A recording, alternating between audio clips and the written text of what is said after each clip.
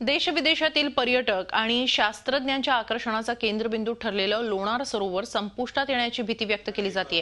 केंद्र सरकारच्या पर्यावरण विभागाने जारी केलेल्या नोटिफिकेशनमुळे हे घडू शकतं। 20 नोव्हेंबर 2015 ला लोणारचा इको सेन्सिटिव्ह झोनमध्ये समावेश करण्यात आला। मात्र यामध्ये अनेक त्रुटी असल्याचा आरोप सेंटर फॉर सिटीझन सायन्स या संस्थेने केलाय। खरं तर नियमानुसार 500 मीटरचा भाग या नोटिफिकेशनमध्ये घेणं गरजेचं असताना 100 मीटरचाच भाग घेण्यात आल्यानं लोणार धोका निर्माण होऊ शकतो। केंद्र सरकारने हे नोटिफिकेशन स्थानिक प्रशासनाच्या माहितीवरून जारी केलंय। केंद्र सरकारला दिलेला अहवाल हा स्थानिक हस्तक्षेपातून दिल्याचा आरोपही यावेळी करण्यात आला।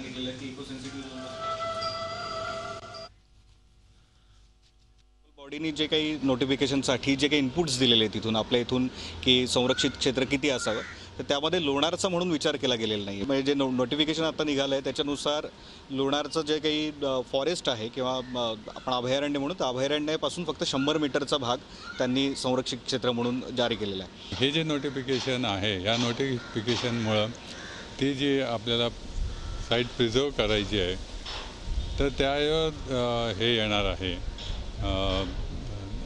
ते बदलू शकतं आणि त्यामुळे त्याला ऱ्हास होऊ शकतो। झी 24 तास रहा एक पाऊल पुढे।